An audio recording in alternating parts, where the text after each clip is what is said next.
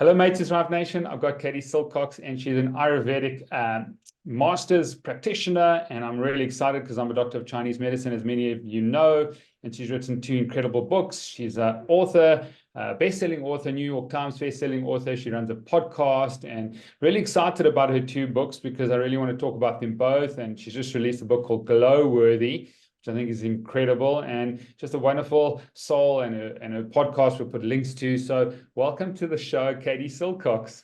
Thank you. So happy to be here with you.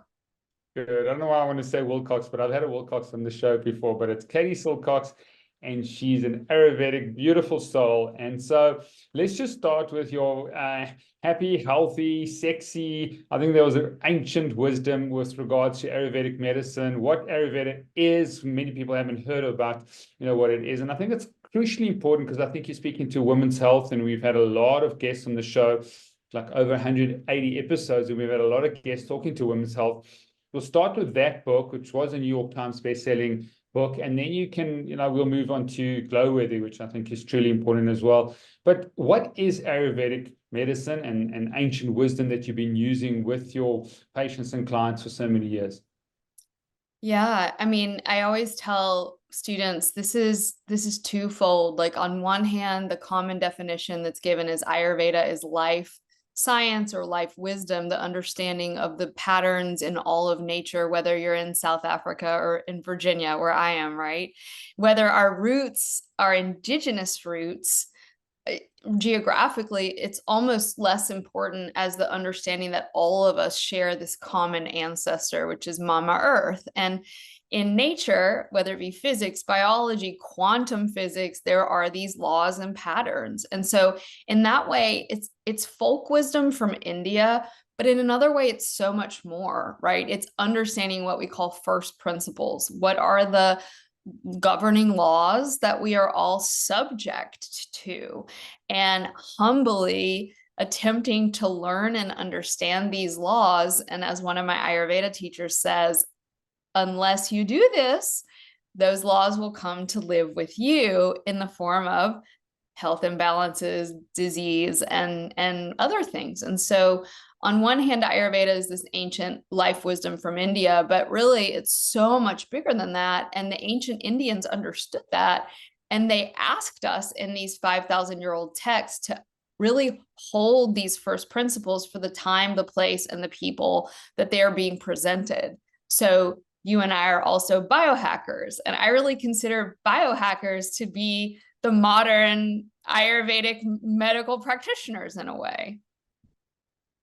Cool. I mean, that gives a good summary. Maybe you want to just talk about the doshas, and like someone's listening and says, okay, I understand Chinese medicine, the 5 elemental theory. Let me understand Ayurvedic medicine or this ancient wisdom. How does it apply to me? How does it apply to my life, especially a woman?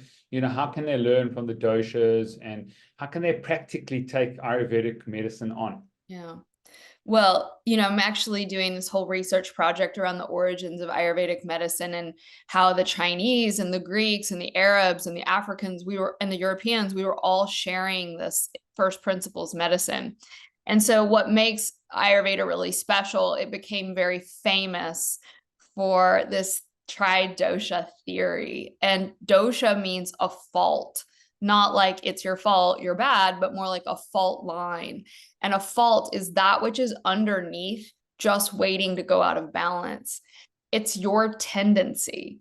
And every single one of us on the planet, man or woman, was born with a certain tendency to go out of balance in a certain way.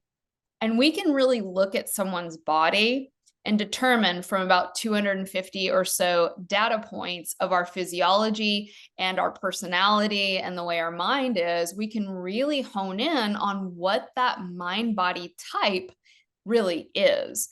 And in Ayurveda, we distinguish between your type that you were born with. So I'm looking at you. you have sharp features. You obviously know you have fire. You know, you can really see in Ayurveda, we divide it into the 5 elements as well.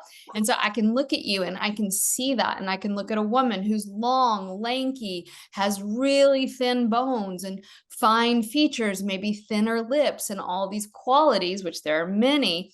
And we can say, wow, she has a little bit more of that air and ether element.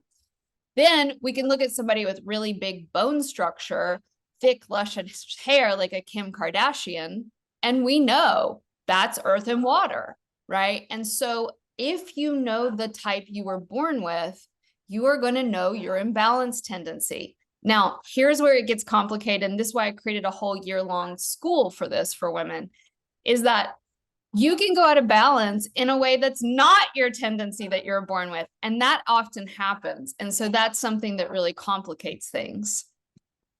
Okay, so if someone's listening there, I know that we're going to put your social media links on, but there's like sort of a teaser or a taster that a woman out there who's, let's give you an avatar, struggling with menopause, a common thing that we see, hormonal dysregulation, we're seeing more and more of it.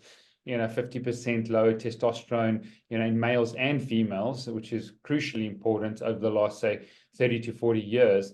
But this avatar comes to you, a menopausal woman, hot flashes, really struggling, feeling almost like adrenal fatigue, burnt out.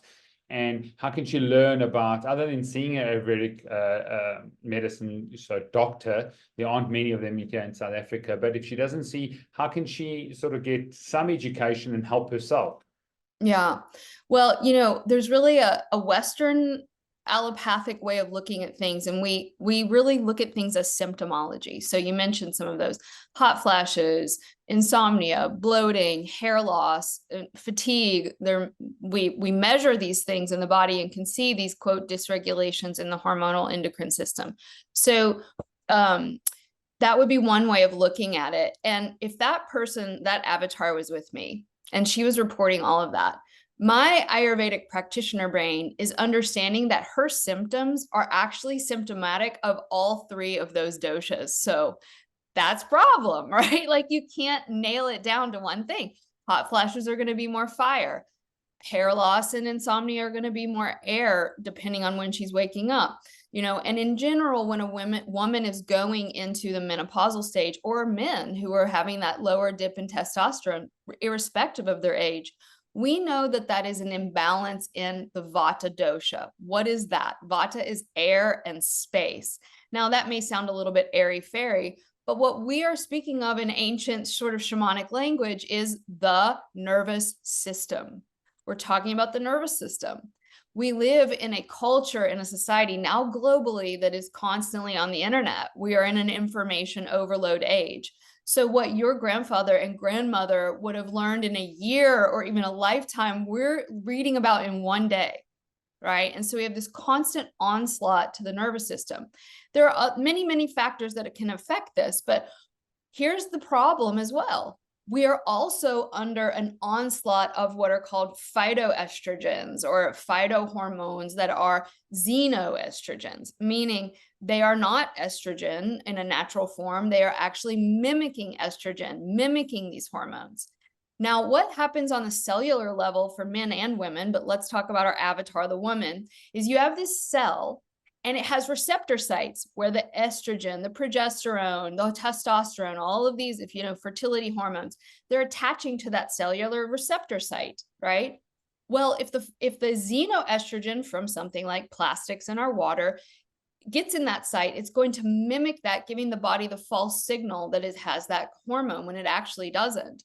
And now you get this gunk. We call it in Ayurveda medicine ama, A-M-A. It means toxic sludge. In the new functional medicine community, we're calling this, what do they call it? They call it biofilms, right? So we get all these biofilms, not only in our digestive system, but in our blood, in our lymphatics, in that entire structure of our brain. This is all being sort of gunked up. So you've got stagnation in Chinese medicine. So there you've got it. What do you call it? Stagnation in Chinese medicine. Stagnation. So the woman comes and she wants, give me an herb, right? Give me a remedy. And you say, wait, pause, let's go back. Before we can add a great herb that would help produce maybe more estrogen or progesterone or testosterone, like an ashwagandha or a shatavari or maca. If she doesn't have those cellular receptor sites cleared, that won't help at all. In fact, it will make her more stagnant, more heavy, more congested. So I always tell my students there's one answer to every question in Ayurveda, and it depends, and you are complicated. But for this avatar, the first thing I would have her do is a 7-day cleansing diet. I don't mean go on some kind of hardcore fast, but cleansing diet. Eat whole vegetables, some high protein, get some of the sugars out, get all, excess processed foods, fats out. Do Abhyanga, Ayurvedic self-oil massage, which cleanses and moves the lymphatic tissue, which is really the mother of all cleansing, is our lymph system. And to take an herb that I love, and I mean, I'm not a doctor, so consult your doctor, but informationally, I can share with you, there's a magic herb that helps clear ama, stagnation, from the digestive system, the lymph, the blood, everywhere, and it's called Triphala. And in India, they're very hyperbolic with their claims, and I love it because it helps you remember. And in Ayurveda in India, they say, if you have any problem, even the worst problem in the world, let's say you don't have a mother, take Triphala, right? Like Triphala can cure everything. And so I would put her on a little bit of a high dose of Triphala, get her on a cleansing diet, get her doing lymph moving exercise, get her in a sauna, get her doing dry brush, and do all of that hardcore cleansing, not fasting, not good for women for hormones. And that's going to get that cellular receptor sites open to be able to actually then receive, if we did want to give her some sort of fertility, juicy boosting herbal medicine. I could go on and on, but that would be kind of a starting point. That is brilliant. That is absolutely interesting and fantastic. And I'm just putting it, sort of aligning it to my Chinese medicine protocols. But just talk about this oil now, because I think that could be really helpful. I mean, maybe you want to include breath, because I know people are going to be listening out there. I've got a lot of women listeners, more than men actually, and having a look at possibly the oil and the cleansing, and maybe using infrared sauna or sauna on a weekly basis. What did that clears out the sludge and all the stagnation, and how important that is from the xenotoxins and xenoestrogens, and that helps our liver in terms of the detoxification pathways. But maybe talk about the oil, where someone can sort of like get it, or is it an Indian sort of oil that's got to come from there? Just give us expand a bit on that. Yeah, you see me smiling because I've been doing this for 20 years, and lately I've gotten back into just remembering the basics. We can get so far off the path with all the complications. And in Ayurvedic medicine, especially when we talk about rejuvenation and what we call rasayanas, which are the practices of the juice, the practices of the sap, and Vajikarana, which is the practices of the sexual youth, the sexual vitality, which is what we want to continue to hold as long as possible as we age. The number one practice for that is to approach, whether you're, and I'll get into oiling, but approach whatever you mentioned, sauna, herbs, cleansing, or oiling, with a spirit of kindness towards yourself. And in this biohacking community, in the Ayurveda community, I used to be in the yoga community very strongly. There's this subtext that you are a problem to be solved. Yeah. You are broken and we need to fix you. And so Ayurveda says the first medicine is that we approach the practice with love, that we remember why we're doing our morning routine. What's the point of all of this? It's to know who you are. It's to know your spirit, to know your soul, to know the truth of your being. And so to go in like that, now we can talk about what would it feel like to put oil on your body today if you looked at your body and your skin and your being as the most beautiful, worthy, sexy, whatever you want to say, creature, rather than how often I have to watch myself because I'm a type pitta, as well. It's like, do it, this, that. That shifts the entire orientation, and the physiology actually hears that. So there's a word for oil in Sanskrit that's sneha. And sneha literally means the essence of the seed, which is love. So when you oil your body, you're loving your body. You're taking the essence of the sesame seed or the avocado oil or olive oil, and you're putting it on your body. Oil, just as we oil a car to keep it moving, we have to oil the body. And it's very, very simple. People can take some sesame oil if they're a little bit in a cold climate, or they tend to run cold. Coconut oil is great if you're in a hot climate or you run hot. If you're like, I don't know what I am, almond oil is a good one for everybody. You go long on the long parts, circular on the joints, around 8 strokes. It's a lymphatic massage, so we don't go very deep. We stay very superficial. And you don't have to go into India to buy this oil. There are many beautiful organic companies that sell Ayurvedic oils. I love Banyan Botanicals. I work with them, and they have an amazing organic oils. And what's great about their oils is that they can help you find an oil for your body type through taking a little quiz. And also, they have herbs infused. So when you put these on your body and you leave it for 20 minutes, go, meditate or put on a robe that you don't mind getting a little oily, it can penetrate all of what we call the 7 dhatu layers, or the 7 tissue layers, all the way down to bone, right? And some even say bone marrow. And if you keep going in Chinese medicine, you get to, I think you might call it Shen or Jing. You get to this like vital essence we call essence. Yeah, essence. The vital essence we call ojas. And so this oiling builds the ojas. Now, what is the ojas? That's what we want to keep. Ojas is resiliency, it's immunity, it's also love and snuggles and the feeling of being, we all like that feeling of being snuggled, because that is what we had when we were little, right? And so it's this feeling of safety, love, kindness. I could go on and on. There's a lot of mysticism about these practices as well, that, are a little bit out there, but important to also remember as we do this. I just think it's amazing just to use, oiling, because my daughter, she's 7, and she loves it when we take essential oils now, to get some of these Ayurvedic oils possibly as well. And she just loves just when I touch her with the oils and the smell of the oils. And so I know people are listening out there, and these are things that they can do with their partners as well. Totally. And part of that journey. I don't want to move from your book yet to Happy, Healthy, Sexy, because we're going to go on to Glow Worthy, but I think the combination of both books is pretty amazing. But tell me about sort of sexual health, how it sort of links to Ayurvedic medicine, how important, sexual health is for your own well-being. I really find it that we had quite a few episodes on sexual health because people just don't value it anymore. They seem to not be interested as much, especially the Gen Z generation or the millennials. But let us know why, your sexual health is crucially important for your health and your wholeness in your life.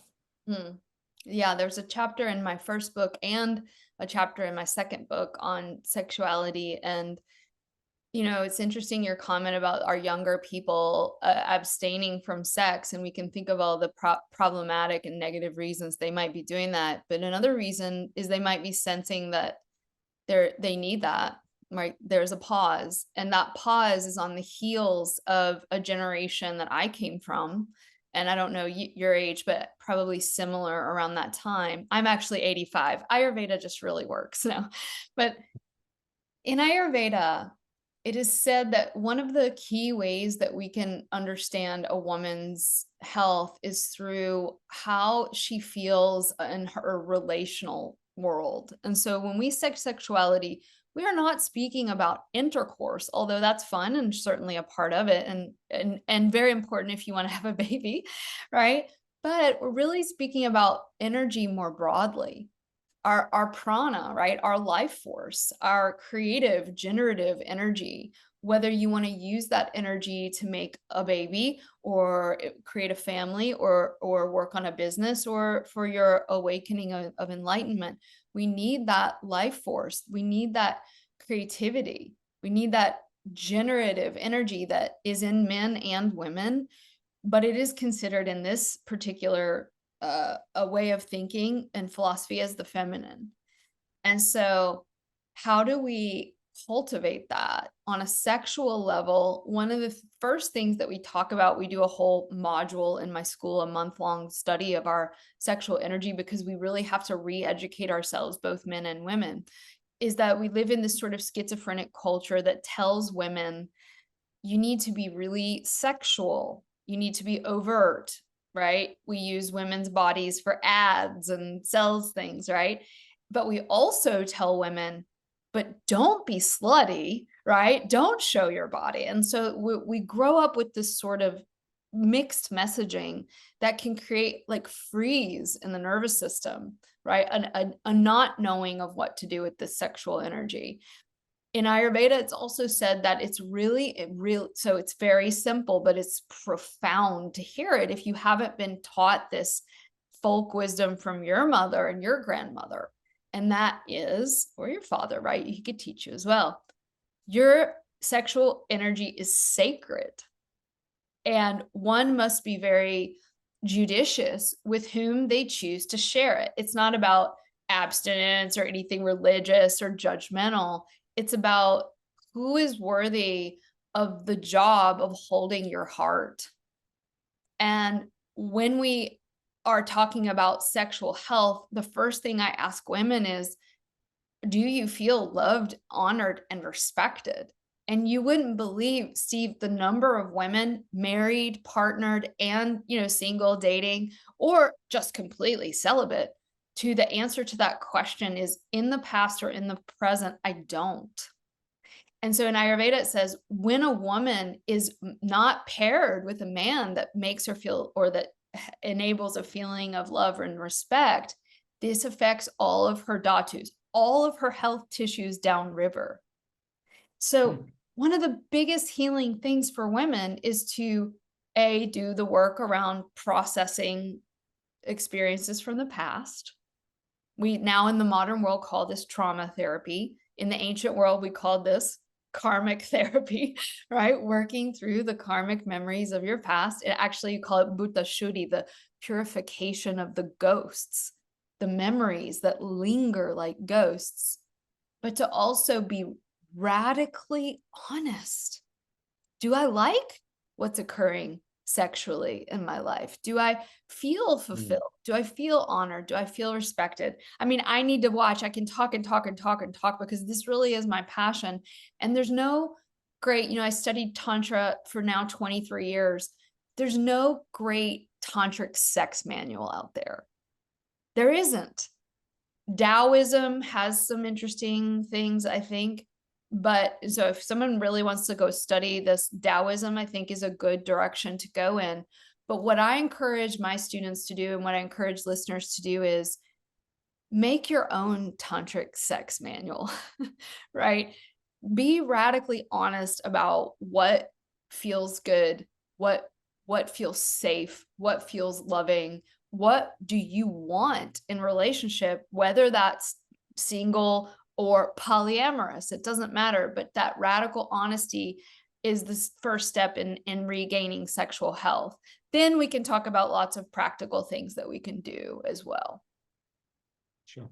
Fundamentally important to our well-being and dealing with adverse childhood experiences or trauma that's affected on our young generation like never before. And I've got a 19-year-old and a 7-year-old, and I've got a 90-year-old son, and so we've had a lot of conversations, but not enough, I think, just to how he expresses his sexuality. But for a 7-year-old daughter who's watching YouTubes and who's open to sort of social media to a certain degree, she doesn't have a phone, and we try and limit the what's being told to her, the story that she needs to believe on who she has to be and how she has to hold her body.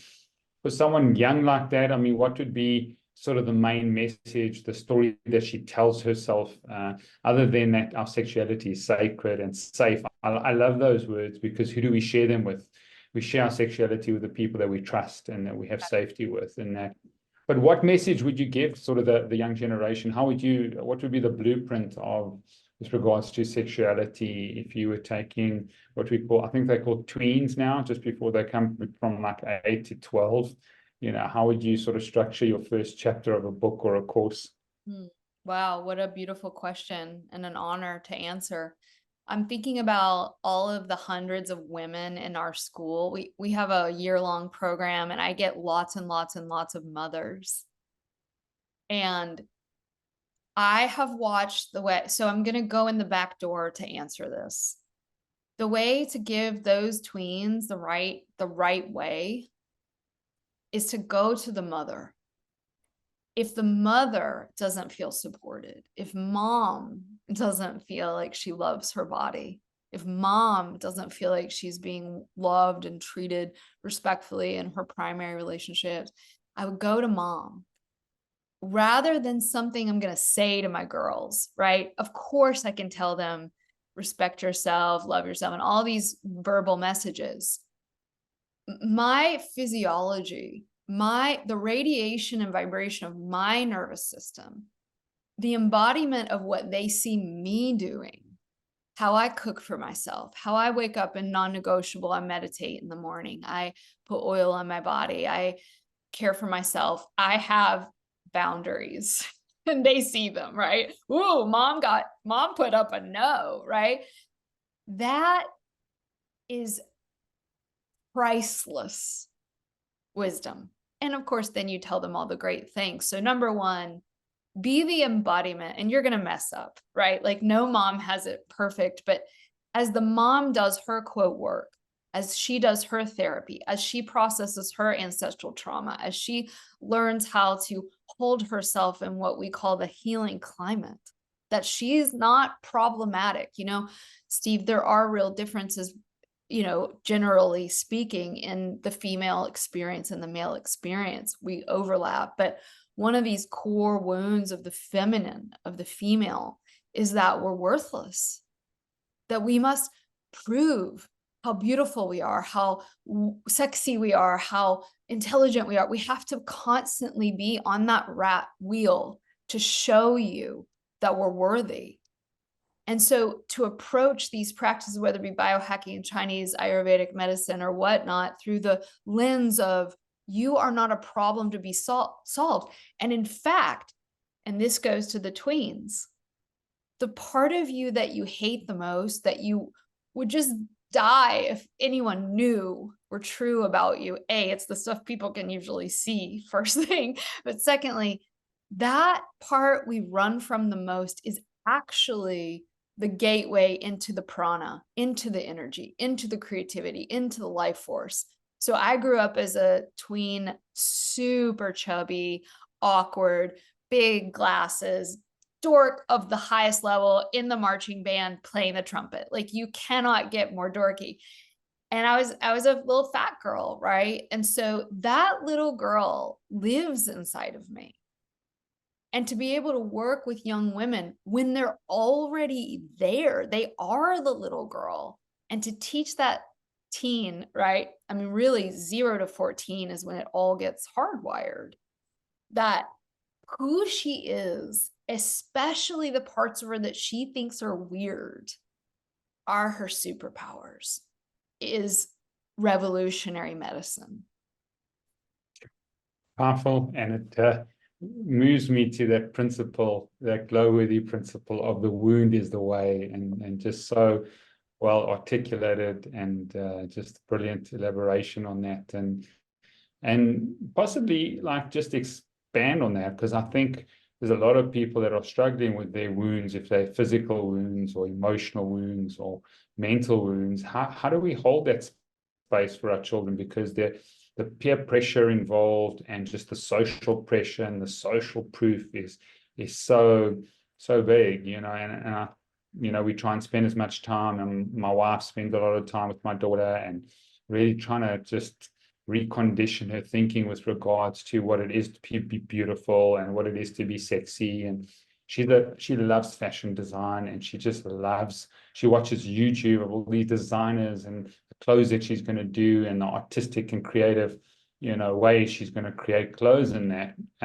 But it's just this I don't know, it comes out in a way of I'm trying to show the world how I can dress and how I can perform and how I can get approval and appraisal from people. So, maybe expand on that, because you're going to have to hold that space. And how do we have those conversations about the wound easily with our children?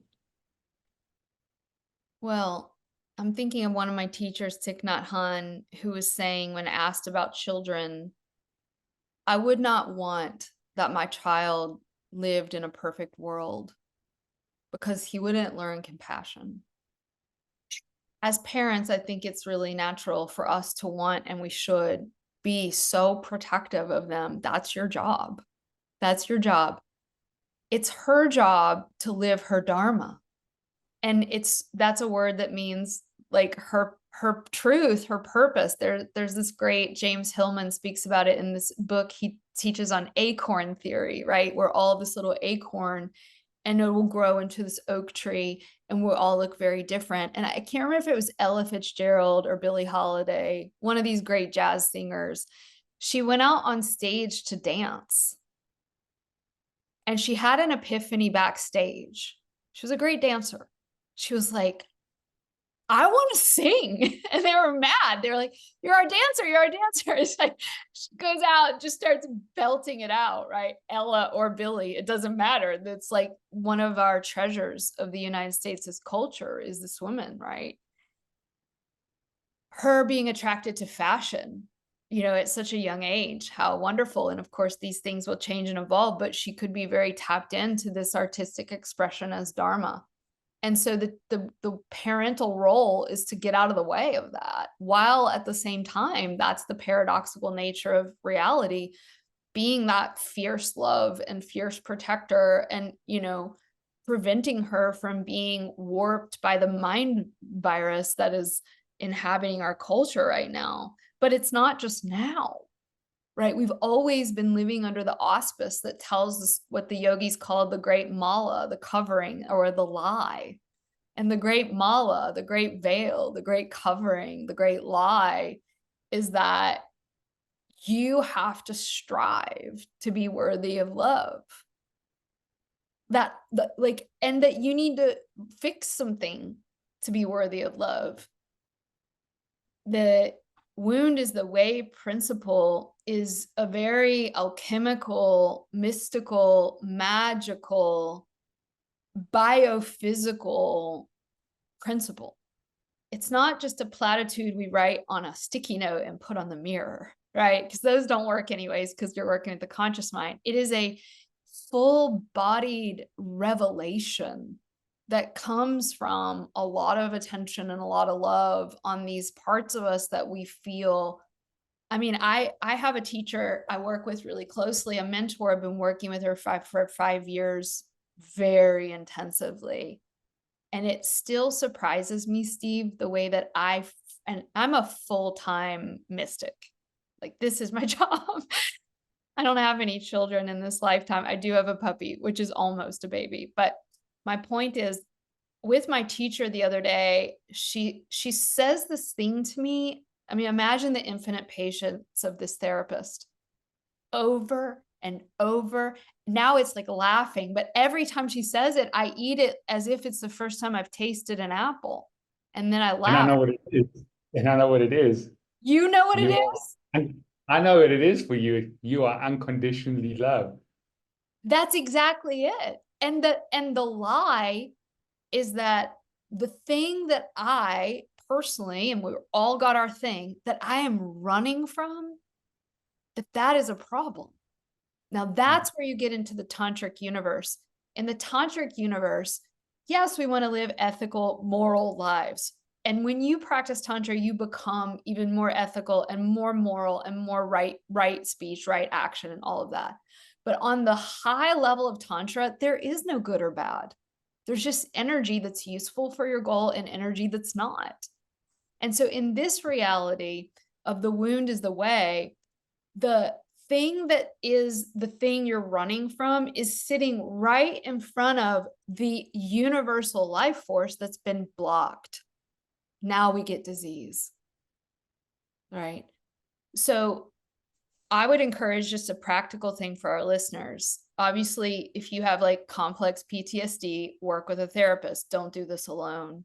But for many of you out there listening, right now, you know what it is. What is the thing that you are running from that makes you scroll Instagram, that makes you binge watch Netflix, that makes you get on the next dating site, whatever it is, your little addiction, right? Chocolate, wine, porn.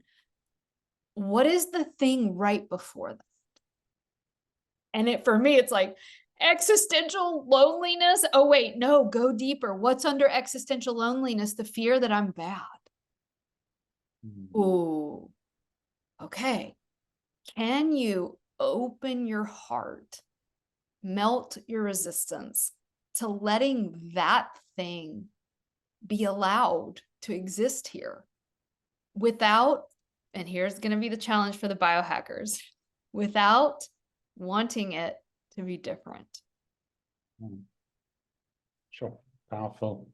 It's sit on that thought for a long time, just to be able to sit in the tension of holding that wound, being and holding it in a safe space, and it being the way that you don't have to cover it up or deal with something, or have a dopamine hit by scrolling or doing exercise or having sex, to try and deal with that and take it away, but to sit with it.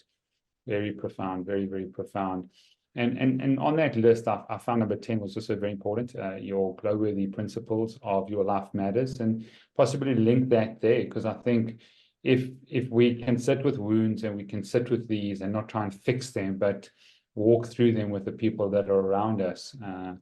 And I suppose with internal family systems, sometimes they come up and, 15-year-old teenagers rear their heads, but it is a part of us. And so if we're in a safe space with other relationships in a community that has a measure of unconditional love for us, and a very trusting community, people can help us in that space. But your life matters. The new generations and even the older generations there, and COVID seems like there's an apathy. There's just a lack of motivation to add value to oneself firstly, and to add value to others, not out of performance, not out of striving, but I have something unique. I've been created in the divine. I've been created in the likeness and image of God, and I have something to bring, even with the wounds and the pain that I have. So maybe expand on that, your life matters, and how important that is from a glow-worthy principle. Well, I'm thinking as I'm listening to you of two examples that I think will serve the community. You may be out there listening thinking, Steve, you have a wife and you live in South Africa, and you're super fit and you're wearing a cool vest and your daughter's into fashion.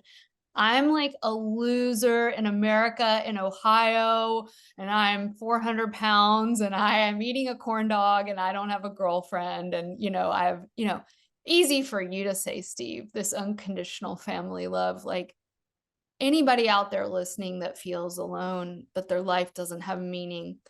I was listening to Tony Robbins speak the other day, and he said he had a guy come to one of his workshops that was a free event during COVID. And the reason I said 400 pounds, my whole family's from Ohio, so I'm allowed to talk about fat people from Ohio because I'm one of them. And he said this guy was 450 pounds. He could barely move his body, and he showed up on Zoom. Had COVID not happened, Tony Robbins would never have been on Zoom. These are live events, but Tony took it all on Zoom. He was able to reach this guy in Ohio, and he came on the screen with this exact feeling, my life doesn't have meaning. And Tony, Tony Robbins, he's like, I want you to just lift one arm in the air every day, and he said, I'm going to challenge you to do these exercises and lose this weight and do he has this whole uplift your brain protocol, do it every day. And if you do this, I'm going to bring you to the next event. He shows up at the next event having lost 250 pounds. He is now a member of Tony Robbins' core team, inspiring other people to move out of their limitations. Now, I'm not like selling Tony Robbins. I mean, there's a lot of factors that can be involved that are subconscious, that are very tricky to overcome. But this is one example of the way that you could be in the darkest moment of your life, and that one change that you do for yourself be inspiring to millions. That's an example of one person who felt worthless affecting millions. Now let me give you another example of one person affecting one person, which is just as valid. I have a podcast called Spirit Sessions. You know this. Sometimes I'll do these monologues and I don't even know who's out there listening. I just put it out there, and it was all about this topic you and I are talking about now, of putting your hand on your heart and just letting whatever is here be allowed. And a woman was walking down the street in Roanoke, Virginia, where my mom lives. I don't live there. And she said, I was listening to your daughter's podcast. And she told her, now remember, I'm in the deep South. She tells her surgeon husband about this technique, you know, as if I invented it, right? Katie Silcox has this technique. You know, honey, you've been so stressed out as this 70-year-old or 60-year-old surgeon in Virginia. Sweetie, just put your hand on your heart and breathe.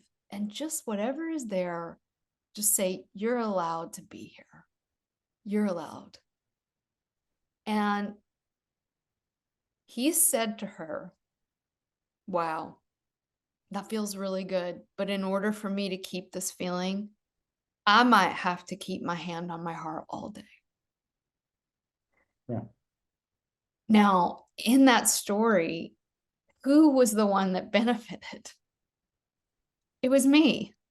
It was the way that telephone game got back to me. And I heard that older gentleman in Virginia saying, I might have to keep my hand on my heart all day. That is the deeper teaching, that what it means to be a spiritual practitioner is not that we roll out a yoga mat or we do a 30-minute meditation. It's that in some way we've trained ourselves enough to remember to put that hand on our heart, even if only in our mind, on our heart, hand on our heart all day long. It's this constant state of being surrendered to that. Wonderful, wonderful. And that goes to surrender being one of the greatest spiritual practices that we can do. And let's talk about surrender, because I think it's something that people are lacking in today's modern society, of surrendering. Yeah, easy to talk about, right? Super hard to do. I always tell my students, like, forgiveness. So in Ayurvedic medicine, there are different directions in which your energy flows.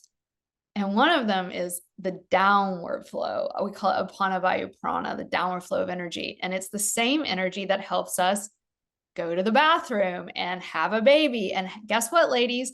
Have a good menstrual period. And guess what else, ladies? Have an orgasm.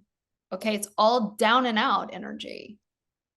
Now, you don't want to have too much of that, but you definitely want to have enough, but on a subtle emotional level. And we could talk about even more subtle a level mystically, but on an emotional level, Steve, this is the energy of forgiving someone and forgiving yourself. So what do we see go together? Amenorrhea, women who can't get their period; constipation, women who can't go to the bathroom; lack of orgasm, women who can't climax, and on and on and on. And lo and behold, we'll go back in, and there has been this great breach of lack of forgiveness. So surrender is what happens before all those things I mentioned. Surrender is the end. Forgiveness is the end result of having let go. And you can't force it. So how do we get there? How do we get to surrender? One of the greatest questions that you can ask yourself is, so let's say you're mad at somebody. Let's say you're offended. My teacher always says to me, now these are high advanced practices, not like, oh, I'm so great. But look, a lot of people need to like talk about their family problems and need to talk about their traumas because they've never talked about it before. But you and I know this. you can also become addicted to talking about your patterns and your trauma, and you become identified with you make an identity out of your victimhood. At that stage, it's actually going against you. And so what my teacher says to me, my mentor, my therapist, she says, who is being offended? And then you realize, of course, it's my ego. How dare she say that to me, right? And so what is the ego? The ego is the way in which, I mean, there are several definitions, but the way in which you feel better than everyone and simultaneously worse than everyone, right? This is one of the great definitions of ego. The offendedness occurs out of an identification with that egoic self. And so one of the great practices for surrender is to ask the question, who is it that is standing in unforgiveness? Who is it that's stressed out about, et cetera, et cetera, et cetera? And by asking and trying to locate who it is, because you can't, by the way, the ego is a delusion. Just asking the question is a liberative experience, and you can possibly experience the freedom of surrendering that. I know that's a little out there, but I think that listeners can get it because we're so identified with this personality that we have. And by asking that question, I think it's one of the great ways that we can start to let it go, which at the end of the day, we're all going to have to let go of all identifiers. Yeah. And the it's question you asked is, who am I? And that was such a powerful question in the book, to start with there. Who are you identifying with? You're identifying with this body and the imbalances and the hormonal dysregulation or the fear or the anxiety, and you're trying to fix that the whole time. But who are you? I think that's and even with my clients and my patients, I'm asking them continually, who are you? And they often answer in a physical sort of way. But, I always say I'm a spirit redeemed by a Trinitarian God in this body now, living out these and being and living out good things and walking alongside, and different parts of me that are still who I am, Steve, but who don't define me, and I think people, I'm a doctor and I'm a father and I'm a husband. These definitions, I don't think, are totally helpful to us. I don't know if you agree with that. It's a developmental process. Initially, developmentally, it's super good that you've been able to achieve what you've been able to achieve, Steve. I mean that, like father, husband, businessman, Chinese medicine doctor. I mean, these are all accomplishments that are worthy of being honored developmentally. But now, and from where you're going in the future, and maybe, I don't know, you could be quite young. I don't know your age, but at some point, if you remain in that, they do become hindrances to the next evolutionary stage, which in Ayurveda we say is the dissolution stage, where we swap the juicy sap of ojas, of youth, for the fire that you're in right now of all your obligations. That's a surrender. You're a dad, you're a husband. You've had to give up to choose one woman. You had to give up a lot of other things to be a dad. It's a constant state of giving up what you would egoically prefer to sacrifice for them and for your patients, et cetera, et cetera. That's a sacrificial fire. That's the stage that you are in right now. And I am in, and your listeners, many of them are in. But let's talk about the next stage in the journey. Now we give up the fire for the air and the space. And the definition of space is love, emptiness. And this is where we can get a little Buddhist, right? It's like openness, non-attachment. Ironically, even if you're in the fire stage, the more we can exist in that place of non-attachment, even though we have our obligations, the better we are at loving those beings, the better dad, the better lover, the better businessman. It's ironic, The more I let go, this year we have 400 and some students in our year-long program. If I get up in front of those 400 women and I haven't done at least a little bit of work on non-attachment, it's terrifying, right? To be judged and seen by that many people, right? Like there has to be this letting go. And by doing that, I think you become a much more interesting person to be around. You don't have a PR perfected, ready-made political speech. You're a heart in a spontaneous expression, moment to moment to moment. And so that ultimate, to tie it back to your question and close this idea, is that the ultimate surrender is coming for all of us. And in many ways, all of these practices, day in and day out, are a preparation for death. And by doing that, we call it ash work, right? Yeah. Death work, we actually become more alive. Sure. Powerful, lots to think about. I do want you to give a message of hope. And before you do that, everybody, you got to go and get out happy, healthy, and sexy, as well as Glow-worthy, Awakening Your Inner Light, two wonderful books. And I've had the privilege of at least reading Glow-worthy, which is really, really cool. There's some wonderful principles, wonderful stories that Katie brings along. But give us a message of hope, Katie, something that you really want to leave the world with. I mean, I know you've written 2 books and it's been wonderful, and you've got your podcast. We'll put all the links there. But since COVID, I've been in practice 25 years here. I'm grateful that I've never missed a single day's work to sickness or ill health in 25 years. I love what I bring to the world and to my patients. I love Mondays. Mondays are my favorite days of the week. We've got a little acronym called TGIM, thank God it's Monday, here at Regenerative Health and Made to Thrive. But give us a message of hope, and for people listening out there, that they would carry in their hearts when they've listened to this podcast. Thank you for that opportunity. In the Vedic tradition, we speak about this time as Kali Yuga, and Kali is this destructive force that can be seen as something kind of scary, and we've been living in that, right, with this COVID era, and I think we're all kind of coming out of that now, and that's when we feel it the most, is when we're on the other side of it. So it makes sense that grief and exhaustion and lack of hope are in the air post-COVID era. Kali Yuga is known as the era of destruction, but she is also the goddess that loves us the most.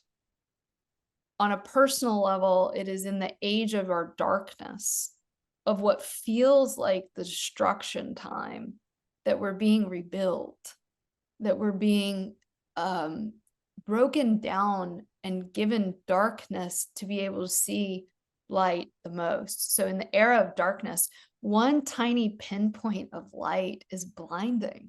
Someone like you, Steve, I see it in your face. It's like a brother to me.